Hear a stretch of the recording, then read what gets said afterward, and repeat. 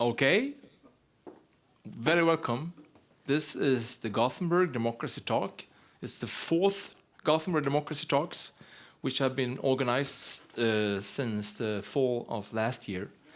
The theme of today's seminar is age and politics. And my name is Urban Strandberg. I'm the co-founder and director of the IYTT. IYTT stands for International Youth Think Tank and is the organizer of this lunch seminar. So the IYTT is an organization which is founded because democracy needs to be renewed. Democracy needs to be defended, and the open society needs to be defended. So what the IYTT is doing is inviting young people to be ambassadors for change, you could say. And we call upon them because we think that they may be a little bit more innovative and a little bit more persistent in defending and renewing the values of an open and democratic society. And we define them not only as young and having capacities to come up with ideas for other young people. We think that their ideas could be applicable for all of us and for society broadly. So we had a special kind of organization when we actually make good use of young people to make the future world a bit more democratic and a bit more open. So what we do broadly is that we ask our youth fellows, which we call them, to come up with inspiring ideas on how to renew democracy. And we hope that decision makers of the world will be inspired by their ideas. So that is one of the things that we are doing. The second thing that we are doing is that the youth fellows, they take to the streets and talk to people whenever they get the chance to inspire people to be more active citizens. You could say that it's a matter of voice, giving people a voice. And by voicing people, the hope is that individuals, citizens will be more emancipated and more empowered and be more active citizens. So the IYTT is for inspiration for decision makers and for citizens. And what we also do is that we organize public events, and we also participate in other organizations' public events. But the Gothenburg Democracy Talks is our own event, which is a public event meant for people who are interested in important issues on democracy and the open society. So we're very happy that you're here today, you who are in the room and you who are logged in and participate in the Zoom. So today's theme is age and politics.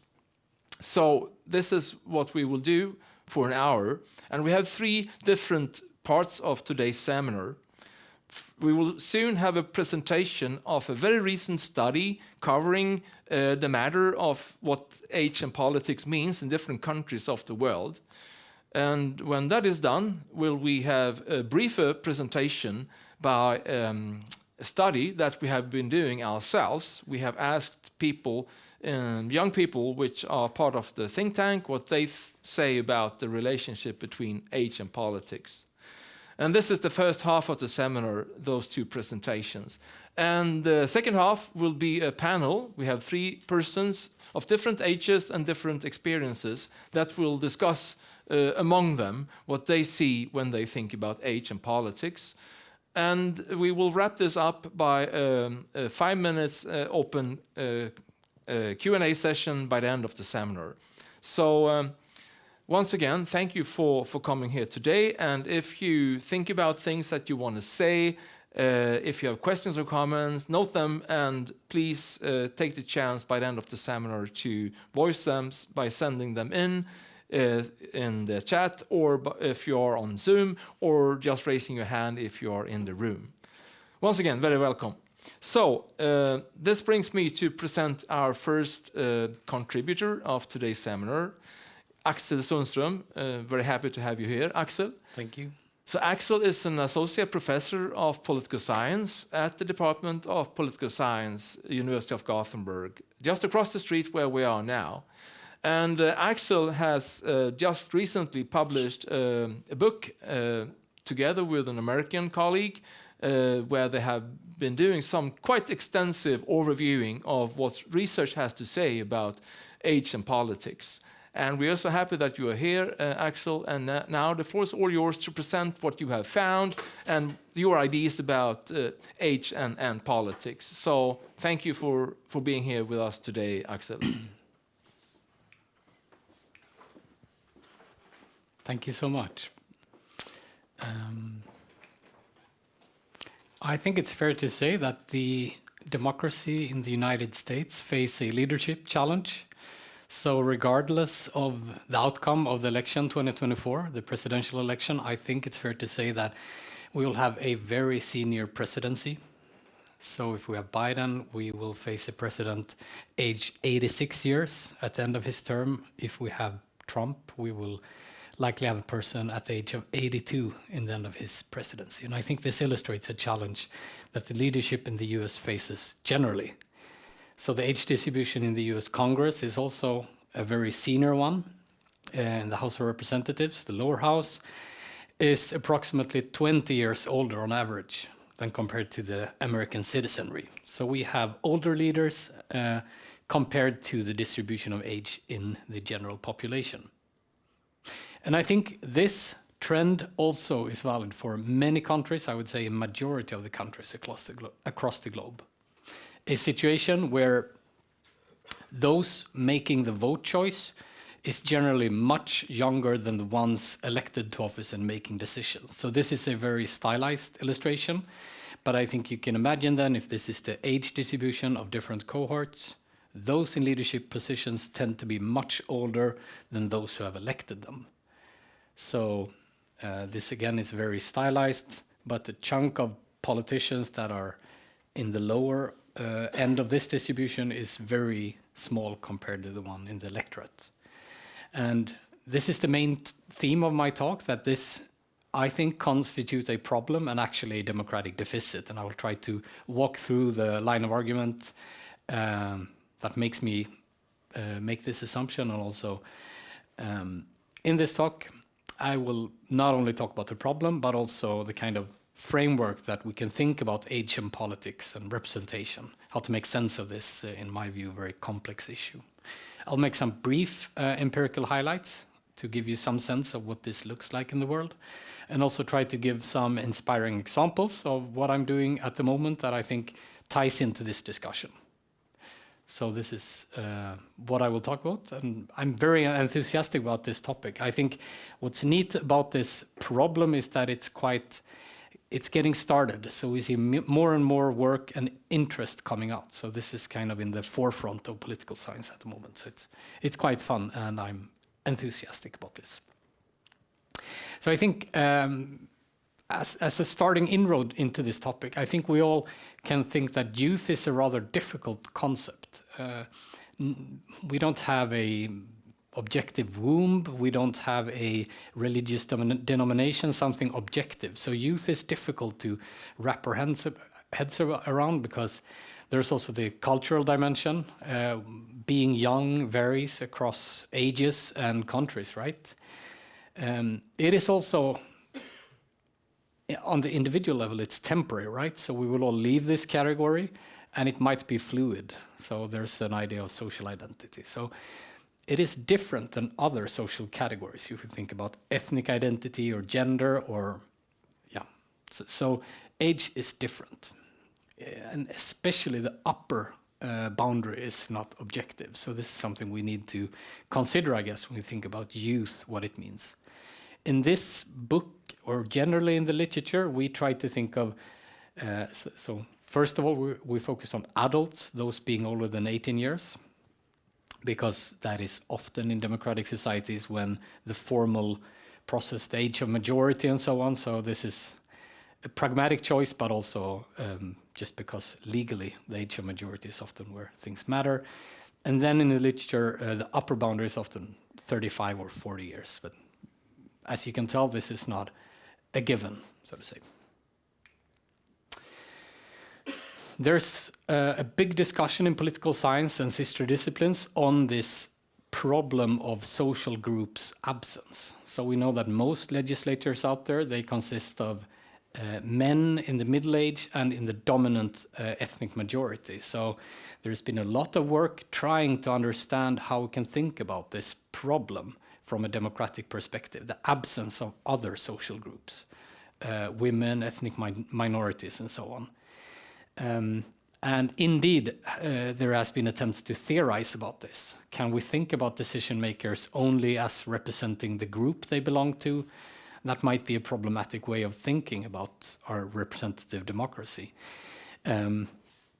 So theorists have often thought of descriptive representation, and that is the presence of social groups, as being more motivated when there is a systemic disadvantage of these groups, that they have been excluded for one reason or another. So those groups that face the systemic disadvantage could be more motivated to be present as group representatives, so to say.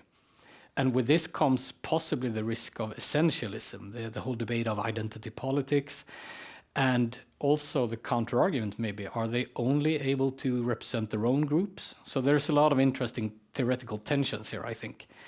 And there's also the argument that, hey, maybe this is not a problem. Maybe just young people will be more able to become represented when they're a bit older. So just wait for your turn. So there's an interesting debate here, I think, whether or not we actually have a problem. But myself and many others, I think, still would claim that there is a democratic problem, that we have so few young adults in decision-making power. We rest mainly on Jane Mansbridge's work. She's a political theorist that has theorized a lot about this, and I think her framework helps me at least to think about this. So she theorizes on which grounds we should accept the costs of descriptive representation. If we assume that there are costs of essentialism or problems of they only being able to represent themselves or their groups. So when should we accept the costs of descriptive representation? She thinks that it's more motivated when we have conflicting interests between groups and when these interests are not cutting across segments of legislators. So if a party would represent this group perfectly, then maybe we would have less reasons to see descriptive representation. She has also thought of 5 different reasons when we should accept the cost. I will walk them through quickly. So I will describe all these categories, so don't mind them, but the point is here that Jane Mansbridge, she theorized about women as a social group, African Americans as a social group, and workers or blue-collared people in the US. And she tried to evaluate whether or not groups have claims for group representation. In my book, in mine Daniel's book, we do a similar exercise in the theoretical framework, but thinking of young adults, systematically trying to think about whether or not we can motivate their descriptive presence. I will walk through these different 5 categories and explain them. So the first one is the so-called uncrystallized interest. So can we think of young adults' interests as being different than other cohorts in the society? And are they conflicting? So we theorize a lot about this, drawing on empirical insights. And I think it's fair to say that between age cohorts in society, we have differences in policy preferences. So we will see differences in attitudes between youth and older people generally. If we look at public opinion polls across the globe, there are notable differences.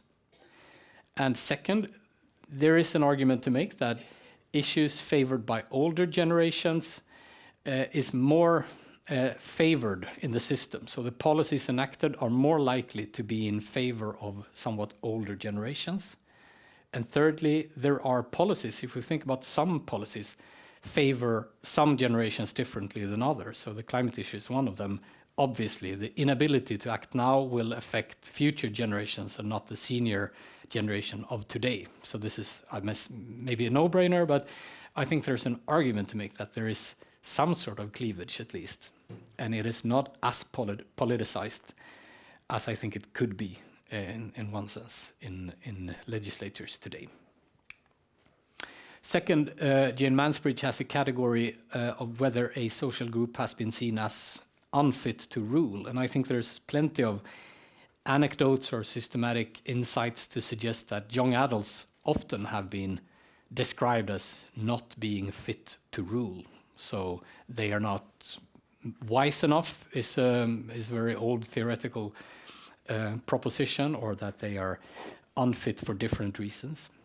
This has translated to legal implications. So we have long and plentiful of examples where youth were excluded from politics just because of their age. And just today, about 40 plus countries actually has legal bars that hinder young adults to run for office. So yeah, in the US, you're not allowed to run for office on different levels depending on your age and across states.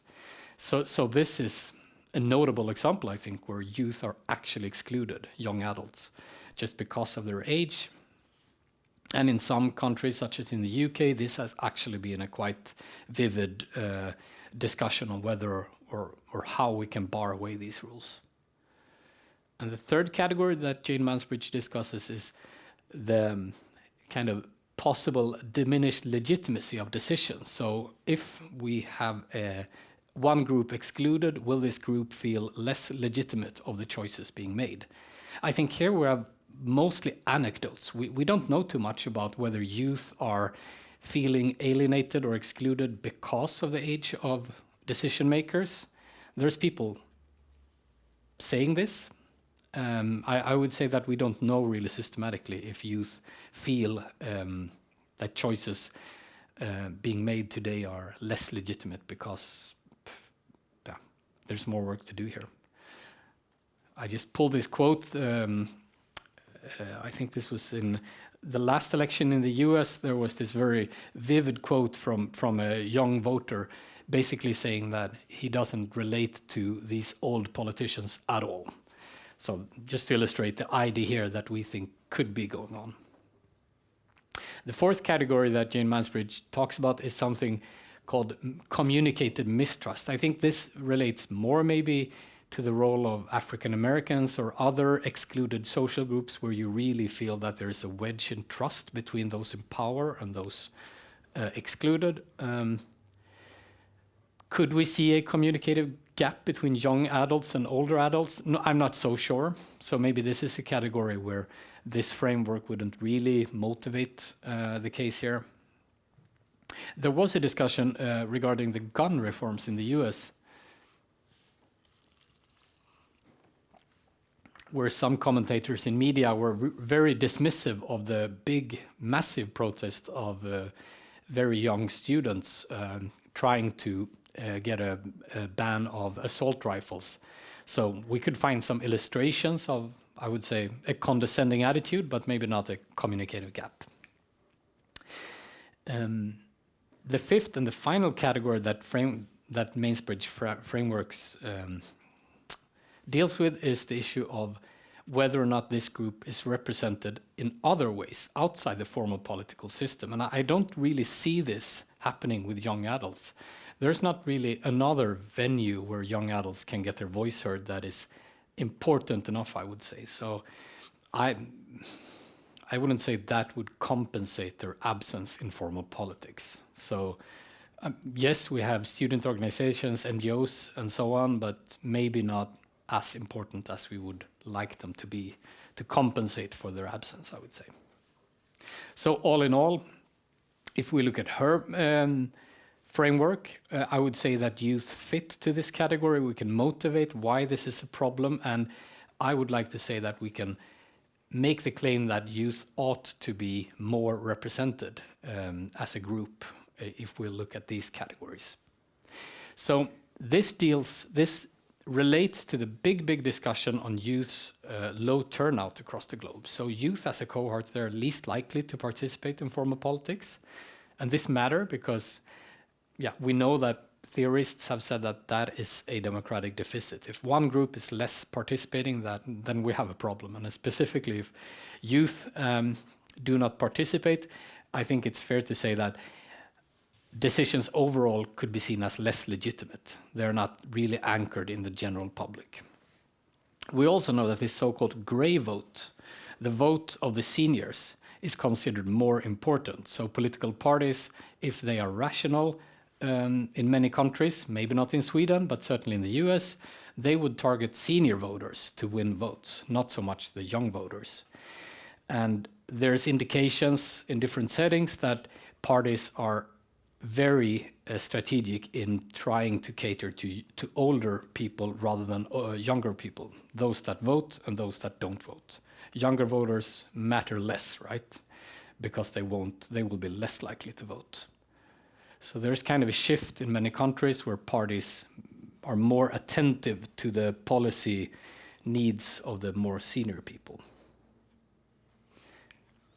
And this, here the light is messing us up, but this is, I guess, a stylized idea of this framework. It says lack of interest in formal politics, lack of political participation, and lack of political participation and lack of political representation.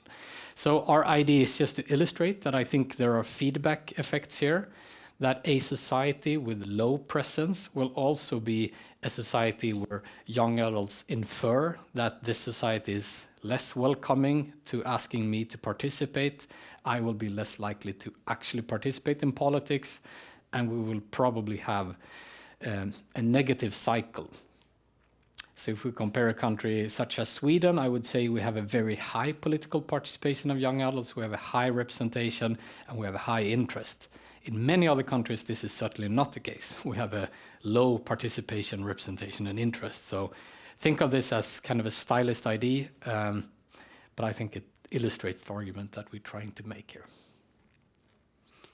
So in this project, we make these assumptions, but I also think we should be very critical and not be too simplified. So does this hold true? So we can think of what needs to be fulfilled for us to make these claims. So we can think of, do young voters actually vote for young politicians?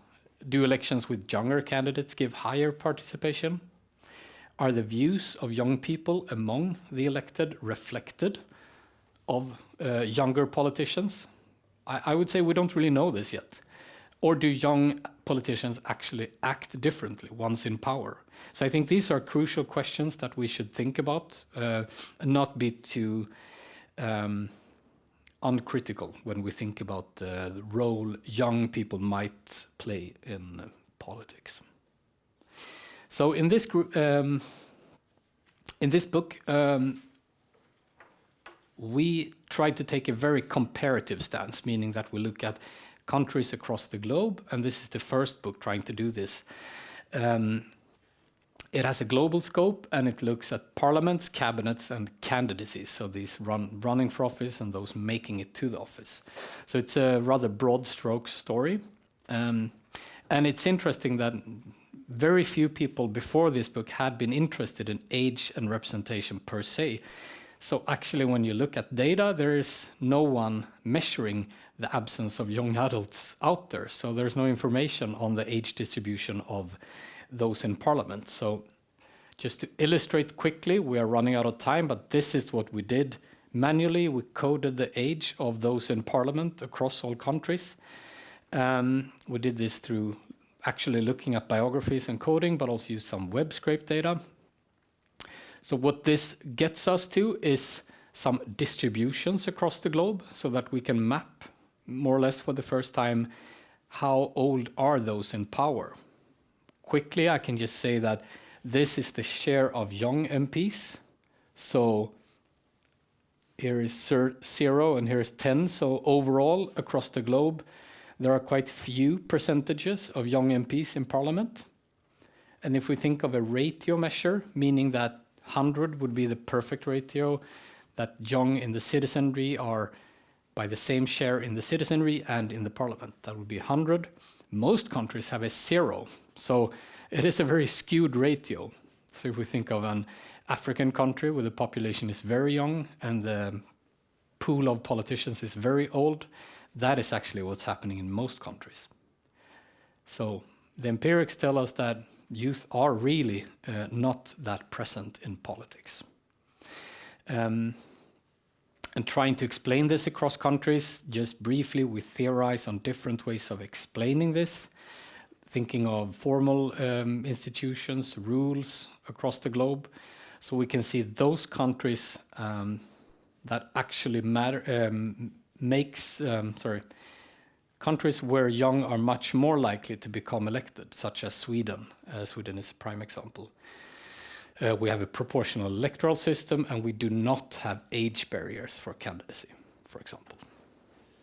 So I'm just trying to give you some illustrations of what this looks like when we run statistical models where we try to explain this age distribution. So we are comparing countries with very few young adults in politics or quite many young adults in politics. We see that these candidacy age barriers, so countries that has rules that say that you're only allowed to run if you are, say, 35 years old, they tend to have much lower degree of young adults in politics. And this also goes if you look at youth as a ratio, so the share of the population compared to the share of young adults in the parliament. So this is just one small empirical illustration from this book. And also, if we look at this global map, the main takeaway is that we have variation between countries. So some countries actually manage quite well to have young adults in their politics. Many countries do not. But there's interesting variation to explore here.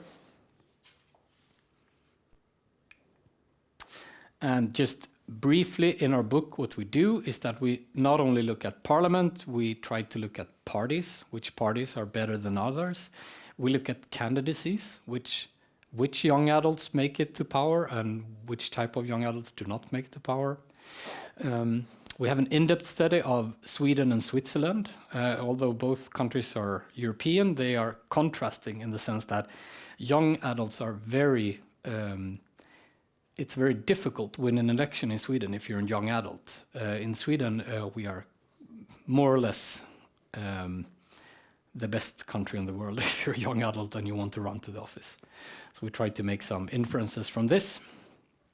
So that's the outline of the book. And I think I only have 2 or 3 slides left, but I would like to highlight what I've been doing with my colleagues since the book came out. We actually wrote this book many years ago. It's just a long publication process.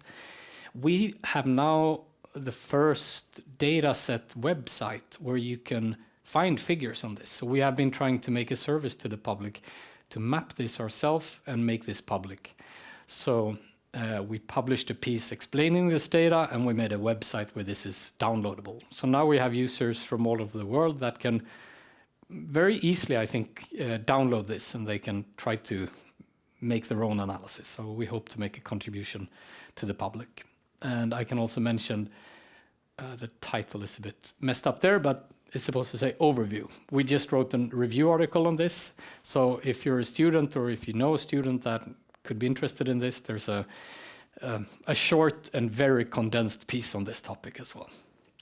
My final slide is about what I'm doing at the moment. So I said there's a lack of knowledge of whether or not people evaluate legislators based on their age. So I'm now running a so-called survey experiment, so a survey where you have a different content to different users to evaluate if this content mattered. So we are trying to do different type of descriptions of legislatures, varying politicians' age and the decision they make. And we want to see if people find it more or less legitimate, depending on their age, the outcome of this decision, and so on. So yeah, just a window into what we as political scientists like to do. So this is me. Thank you so much. Yeah.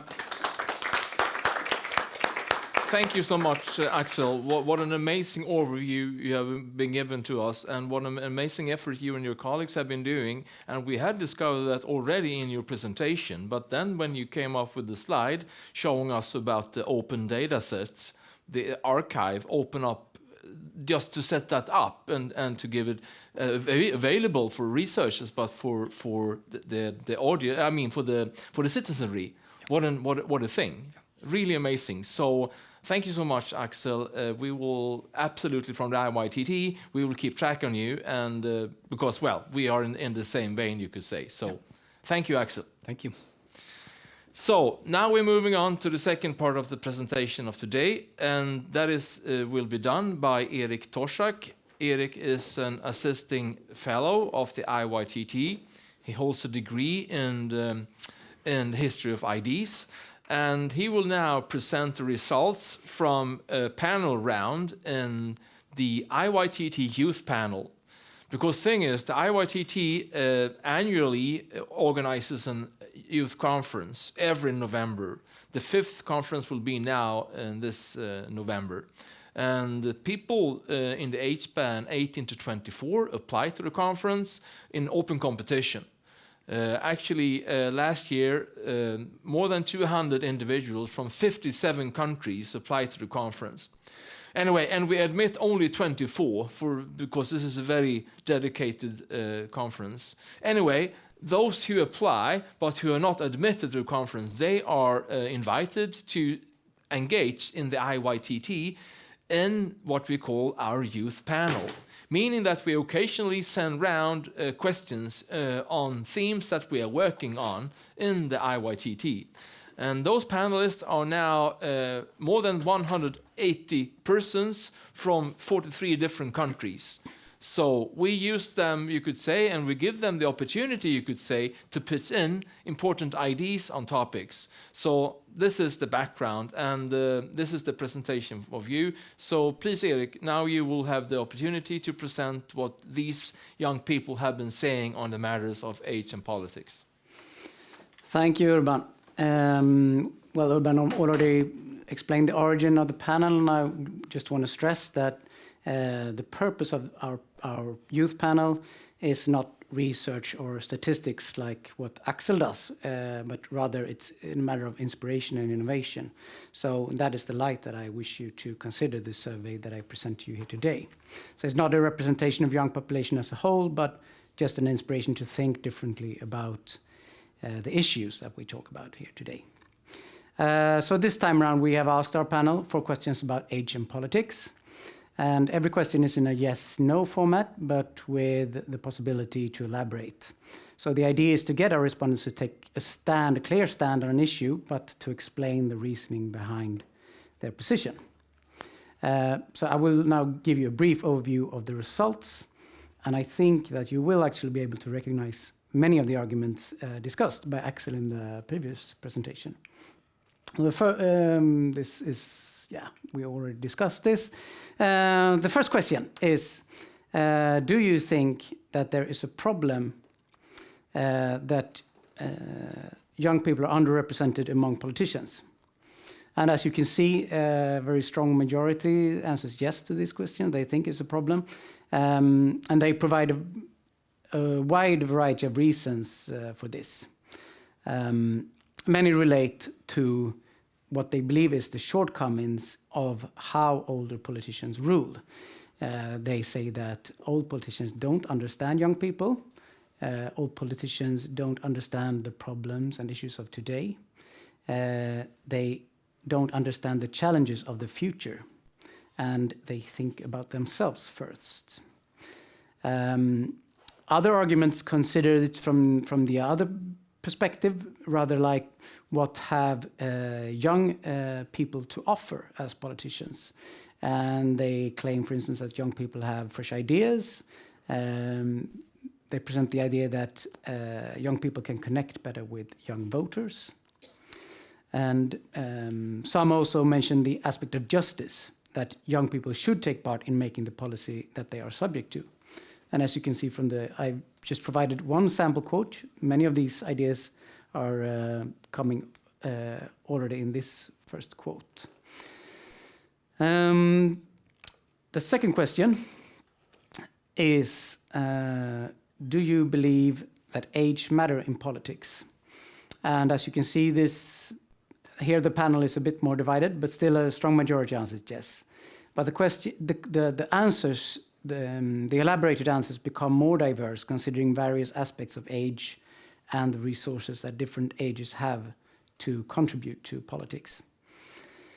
So one opinion is that generational change fills the purpose of bringing in new ideas, as you can see in the quote here, and that old people have a reactionary tendency, while young people are more progressive. On the other hand, some respondents argue that a certain maturity is required to grasp complex issues, and that great experience leads to greater credibility. Some of the answers conclude that all ages should be represented, since different generations have different perspectives and different capabilities. While finally, one respondent claims that, in fact, age is not as important as it seems. Indeed, there are young people who are reactionary and old people who are progressive. The third question, would you be more inclined to vote for a younger politician than an old one? And as you can see, only 40% actually answers yes here, which is kind of interesting because we can see how they sort of turn around. The more they consider these issues, the more nuanced and complex the answers become. Here, a very strong theme is that the ideas that politicians promote is more important than their age, as for example in the sample shown here. Even many of those who answer with a yes explain that this is on the condition that they agree with the politician's policies. One respondent argues that it is actually more likely that they would vote for a young person because it is more likely that such a person would bring fresh ideas to the table. So there are many different ways to consider this. And the fourth and final question we asked was, do you think that it is important that politicians are similar to the voters in terms of age, gender, race, and social background? So we make a sort of more general question about these things. And here we have an almost even divide between yes and no. And we can see that here on the fourth and final questions, ideas and reasoning become increasingly complex and nuanced. And the sample here shows some of that. Many argue that representation is important in the substantial or descriptive sense that Aksel talked about, that politicians should share characteristics and conditions of voters. For instance, they argue that many politicians are way too wealthy to be able to understand the concerns of ordinary people. Others answer that diversity is important, but in a more general sense. It's important that the body of politicians is diverse, but not necessarily strictly a mirror of the voters. Others talk about the importance of trust, empathy, and identification that similarity between politicians and voters can bring. And then again, finally, a lot of the answers argue that what politicians should represent is ideas and ideals rather than individuals, meaning that a politician can represent a voter in a meaningful way, even though they have different personality and different circumstances, if they share the same values. So with that, I will conclude this very brief insight into the ideas of the IYTT Youth Panel and give the word back to Urban. Thank you, Erik. So now we are up to the next step of the program, inviting three panelists on stage. And while they approach me here and the other part of around the table, I will present them to you. And we have three distinguished panelists who have different experiences that we think are valuable for today's discussion. I will present them now, and then they will go in the order of presentation. So, Kristina Rogestam, welcome. Thank you. Kristina is Vice President of the Age Platform Europe, which are gathering every now and then in Brussels to discuss matters of senior citizens. Kristina has a wide and extensive CV. She has been a member of the Swedish Parliament for the Centre Party. She has been the Director General of the Swedish Immigration Board, and she has actually been having one of the top positions at the University of Gothenburg, where we are today. And she told me just before here that she was also on the public authority which actually built the house in which we are here today. So, Kristina, you are most welcome. And then we have Frida Tånghag. Frida has just these specific days where we are now, finalized an experience of being a member of the Swedish Parliament for the Left Party. But you have a political engagement within the Left Party in the local politics of Gothenburg for many years. And besides being a politician, you are also a chef. So we were just talking about that before the seminar started, that the Swedish Parliament and the Gothenburg politics has been enriched by your chef experiences. Finally, Shuman Tafancherchi, who is, sorry, hard to pronounce your last name, I'm working on it. Shuman is a bachelor student of political science at the University of Gothenburg. She's just about to finalize her bachelor thesis.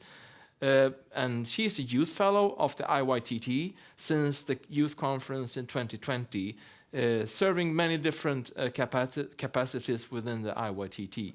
So most welcome all of you. And to the audience, I just want to say that I have told Kristina and Frida and Shuman that you are, well, you're about to say 3-4 minutes reflections from your experiences and perspectives of the theme of today. How do you think that age matters for politics? And you will kind of have a starting round, 3-2 minutes in the order of presentation. And to the extent you want to comment on the presentations done by Aksel and Erik, that is a matter of choice. And when you have had this starting round, I will maybe throw out some questions. We will see how this proceeds. So why don't you start, Kristina, and share your reflections? Thank you for giving me the opportunity to be here today. I recognize easily what Erik and Aksel has been saying from my youth, because that, when you're talking about US, is quite different from Sweden today, but it's very similar to how Sweden looked and the Swedish politics looked in the 60s. There, when I came here as a student and joined the youth movement in the Center Party and worked also with student affairs here, everywhere you looked, in the local government and in the Gothenburg representation in parliament, it was mostly middle-aged and older men, a few women. But it changed. 1968, it changed. With the student unrest all over Europe and the States, the student revolts, the student revolution in Paris. And when the election in 68 and in 70, quite a few young people were elected to the Swedish parliament. I was elected in the 73.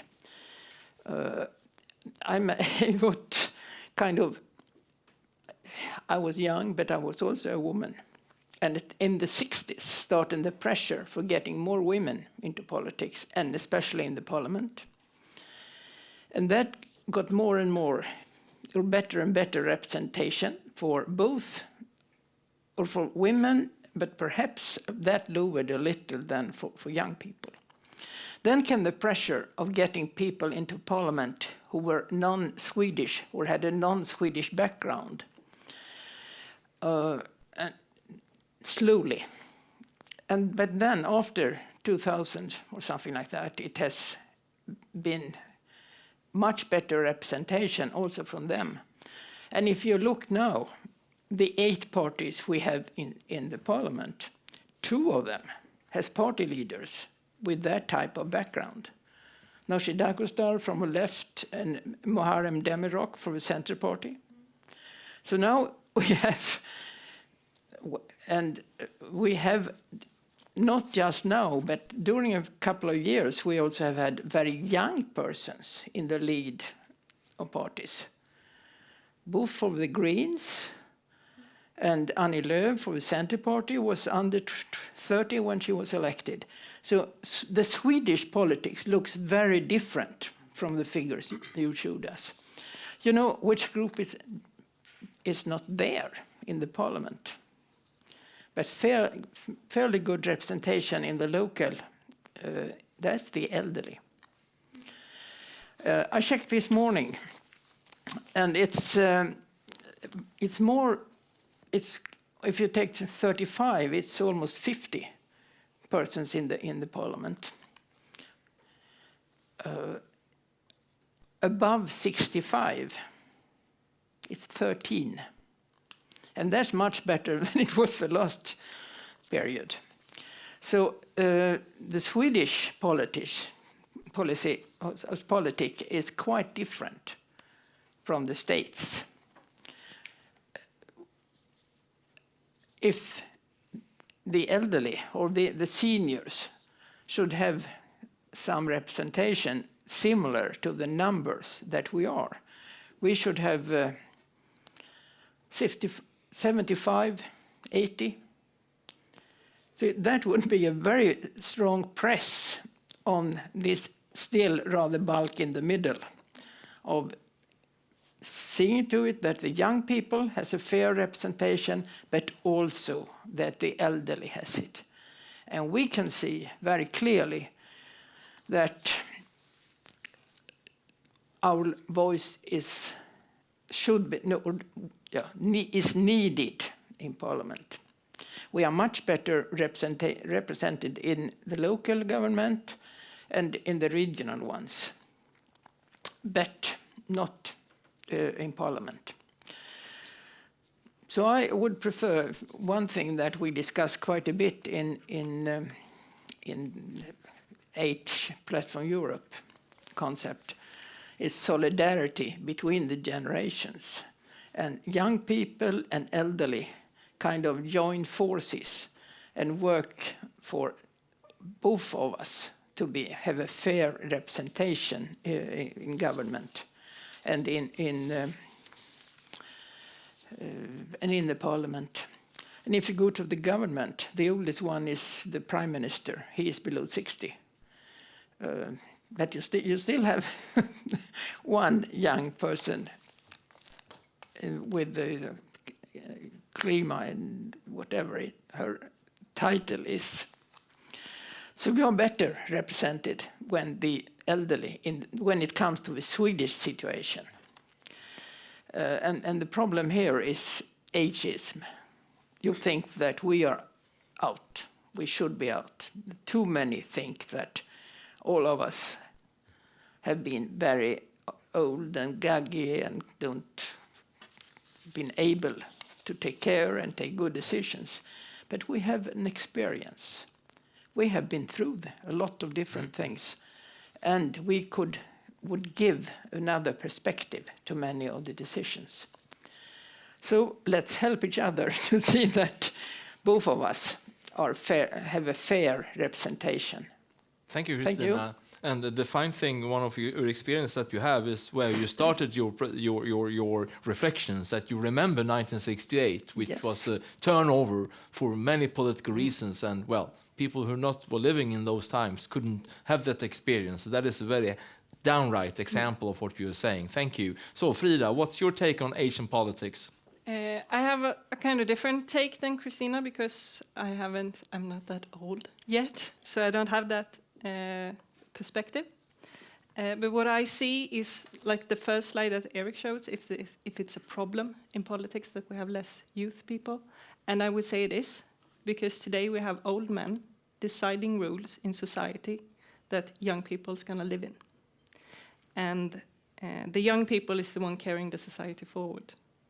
And also what's interesting from the slides was when you talked about that older people is what getting targeted as voters. So that's setting the agenda in some countries. And also that many people that's been in politics and in parliament has been for a very, very long time. So I would say that many of them lose connections to the society. And also it's, you can't avoid mentioning it, but they have a personal interest in being in politics because it's a lot of money. It's a lot of money being in politics. But I'm going to use myself as an example. When I started in politics, I already crossed a lot of glass ceilings.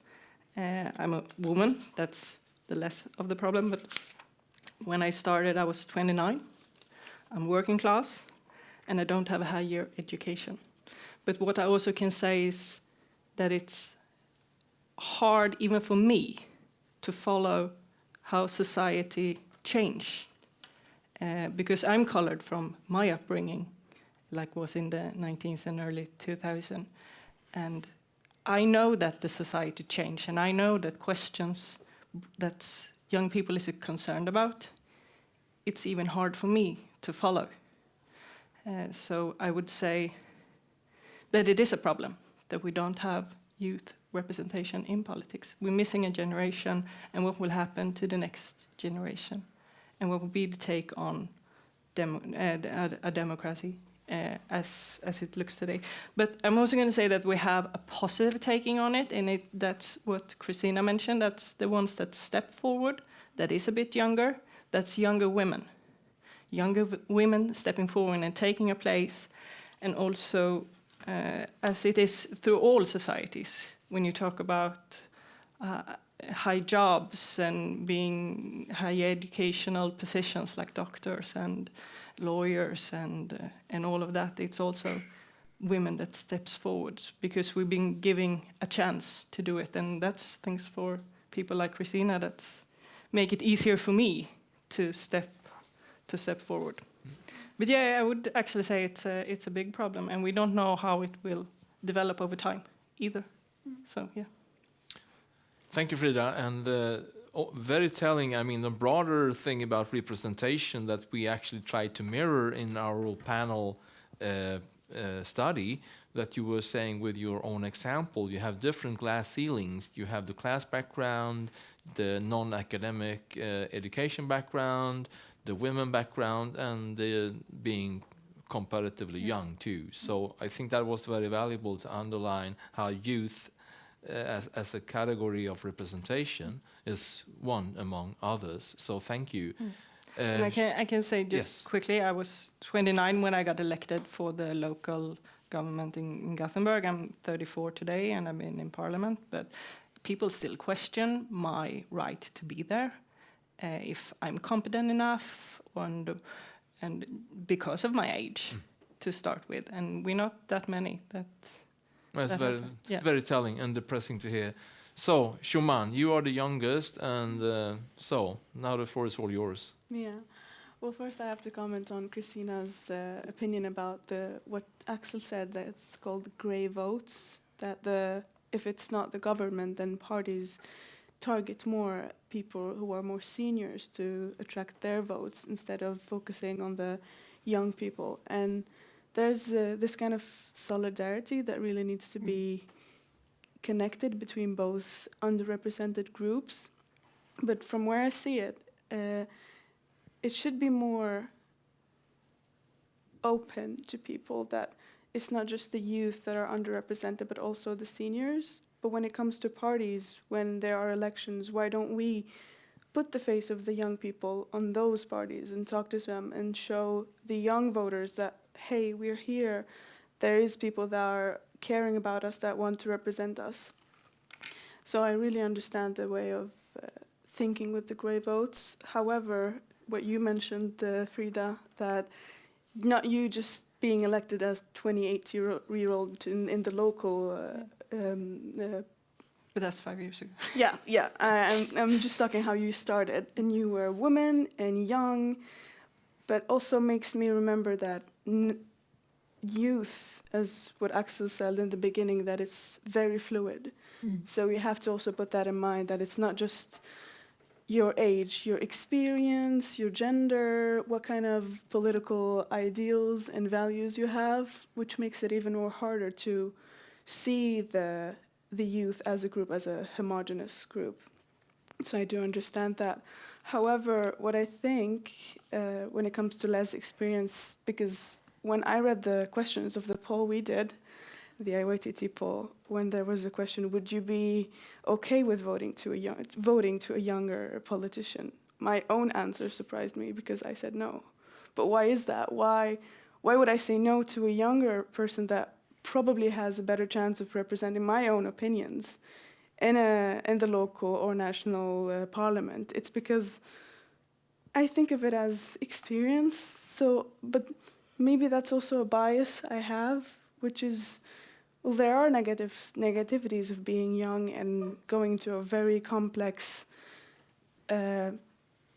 political background, understanding complex situations. But what we may use is, first of all, the youth are the people that are going to carry the next generation. So coming up and talking in those higher power positions will give fresh ideas, will come up with new skills, new knowledge, and also navigating the technological and the social media aspect is where the youth representatives, all the politicians, will be more equipped to collect those young voters better than any other group or age or gender might do. So. Thank you, Shuman. And I'm curious now because I have a question to all of you. So, I mean, we have been talking much about different reasons for why representation of youth or older, senior people would be different than today. And I think most of us would agree on the different arguments. But I'm curious about, I want to tease you out. How would it be different if we had a better, fairer representation, Christina, of seniors? Give me one specific policy issue that you think would be different with a more fair distribution of representation. And the same for Frida and Shuman. What would be take one example, one specific policy issue that you think would be differently mirrored, different discussed, different politicized, if the seniors, in your case, Christina, were, more proportionally represented? I would say the care for older people. That would be one very clear things. Now it's it's complicated between decision divided between the parliament and the regional and the local and sometimes in some places it functions very well. In others, it's a big problem for many old persons, and they live in a situation that is not acceptable. So it would be directly kind of mirroring that the senior group's own interests. That is what you're saying. Yes, it would be, because that is not, nobody else has been pronouncing that. They have been, since they have not experienced it, they are not doing anything about it to solve it. Articulation would come from the experience, one could say. Thank you. So, Frida, what do you think? I will actually address something completely different that many people don't think is a political decision and political position, and that's our courts and our when we judge in criminal cases. I've started as a nämndeman in tingsrätten, and we can follow on the news, like the Snippadomen, that's now going up higher up, and we need younger people in that sort of placements because it isn't following the society, isn't following the development. So that would I say it's like one of the most important places where we need younger people, because that's like at the ground of society, and like I said before, it is old men, because there is a very, very, very high representative of old men as nämndemen, and they are making the rules and they are practicing the law basically and judging everyone from society. So yeah, that's what I would. And what about you, Shuman? A tangible example Of what? on how policies would be different if more young people were represented. Yeah. Well, I'd have to comment on yours because it also has to do with youth. That those men that are working and making the laws and interpreting them, even though they're doing their job in their own perspective, if you talk to them, they would say, "I'm just doing my job. That's how I see the world." Yeah. But it's also about them having to go out to the streets and see how young people talk. How do they what would happen if we would bring the youth's perspective, even if it doesn't have to be a young politician or a young lawyer or a young person there, just having them see the world from the youth. So my comment to you would be, the most important policy would have to do with green and sustainable developments, but also rights, basic reproductive rights or female rights. That would be the thing that the youth would probably push into the table alongside pacifism, no war, no. So very interesting to hear that Yeah. the young persons would be less self-interested in a very direct way. Maybe you could, of course, you could argue that if you promote human rights principles and if you promote a green future, then you would promote a future for yourself, of course, but it wouldn't be that directly related to self-interest. No. Very interesting. So time is running. Any questions here from the audience in the room or in Zoom? Yes, one question. Thank you. Just a question actually to Axel. Thinking about how did this good conditions for youth come? Okay. The question was for future research, like how did the youth actually get a seat in the table in Sweden? I was thinking of the old SOU, Ungdom och Makt. I mean, there's been a lot of civil society movements and also political interest in giving power to the youth, so to speak, even though it has been a slow process. Or is it the same in every country, or is something where Sweden differs? And could older people use the same strategy for getting a word into the politics? I'm not sure I have a great answer, but I think Sweden is different from many other countries. I mean, we are more included in the sense that we have managed to open up society for women in politics and ethnic minorities. So I think that speaks. It is a particular case. Specifically, I think the youth quota in the Social Democratic Party mattered. So they managed to install a soft quota for young people so that candidates on lists had to be like 30% below the age of 30. And I think those type of reforms matter. Then other parties look like, okay, we have something to compete at. We cannot be the only party having no young people at the list. So I think that speaks for something that others could implement as well. So if one party go for one of those soft quotas, I think that can be a ripple effect. But I think you're right onto something. There has been a long process in Sweden. Yeah. Thank you, Axel. We have actually 2 minutes over time, but we have, I think, one question more we could take from you in the room or from you in the Zoom. I have a question for Axel too. How do you think the trend is in Sweden? Because just anecdotally, I think political parties generally have an older membership, and the youth organizations connected to the parties are getting smaller. What do you think will happen in the near future?